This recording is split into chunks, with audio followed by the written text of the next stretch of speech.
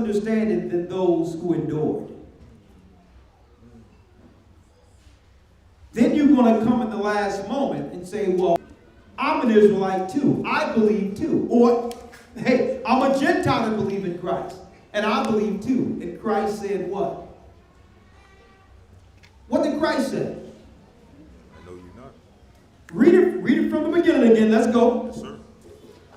Yes, sir. Verse number, I'll jump back. We're in Matthew 25. Let's do it. Yes, sir. Matthew 25, verse 7. Then all those virgins arose and trimmed their lamps. And the foolish said unto the wise, Give us of your oil, for our lamps are gone out. Come on. But the wise answered, saying, Not so, lest there be not enough for us and you. Now, I need y'all to understand this. During the time of preparation, the Most High has always spoken to his people, through people. When we read Isaiah, Jeremiah, when we read Ezekiel, we look at it and say, well, man, these must have been some great men. These must have been men of the Most High. But guess what? During Isaiah, Jeremiah, and the prophets' time, to a lot of people who knew them, they were just people they knew. Oh, that's Jeremiah. Even Christ wasn't known he wasn't respected in his own town because everyone seen him grow up. They seen his straight knees. They seen, they seen him as a child and didn't appreciate the spirit the Most High bestowed upon him. So even during this time, the Most High would send messengers. He says, your eyes will see your teachers. And what happened? What happens here? Not for our sake, who are teachers, we just prophesy what the prophet said and what Christ said during this time. To give everyone an equal opportunity to prepare equally. But what will happen? What will happen? In certain areas of our life, we might become, some of us, we might become lazy. Not to say that so, but, as far as prioritizing, we'll prioritize what we should prioritize last. And what will happen? We'll go to someone and say, well, hold up, let me get some of yours. And he's like, well, no, I only got enough. You were told to prepare the same way, the same time I was told to prepare. I only got enough to get my family through. Well, that ain't Christ. That ain't the Most High. Then they go in other scripture. If you see a brother hungry, you should feed him. Well, listen, brother, you were told the same time we were told. So let me tell you. He that is faithful in little is faithful in much. Is faithful in the big things. So what happens? That person comes and say, well, hold up, man. Let me get some of your light. The light is to get to the finish line. He's like, oh, dude, I only have enough in my lantern to get me and my family through and those who prepared through.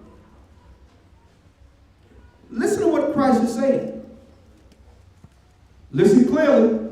Read. Verse 9. But the wise answered, saying, Not so, lest there be not enough for us and you, but go rather to them that sell and buy for yourselves. Verse 10. And while they went to buy, the bridegroom came, and they that were ready went in with him to the marriage, and the door was shut. And it was what? And the door was shut. And the door was shut. Listen, I only have enough for me and my family to get through. You go ahead, go do whatever you gotta do. You ain't taking from me. And now you're going, yeah, I'm in the spirit now. Like, this is, me tell you, folks, time is precious. It's one of the few things in life any of us can get back. Okay? So when it comes down to it, what are we doing in this with our time during the time of preparation? What are you doing with all this fruitful understanding? If it's not used tangibly to save you and those you love. There's more. Let's read it. Yes, sir. Verse number 11. Afterward came also the other virgins, saying, Lord, Lord, open to us. But he answered and said, Verily I say unto you, I know you not. I know you not. I've spoke to you. I've warned you. You wasted time. I warned you. Even Christ himself, he said, listen, you think my daily goings and things I did daily, do you really believe that, I wanted to choose not to go to the cross? You think, no, I had to go to the cross. Each day I had to get up, I had to nurture these men, knowing I had a short time. He had to teach these men. I had to show them the Spirit. Every day was another work towards his sacrifice. Every day.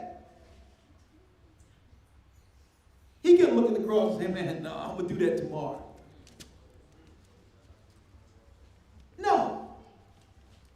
Every day.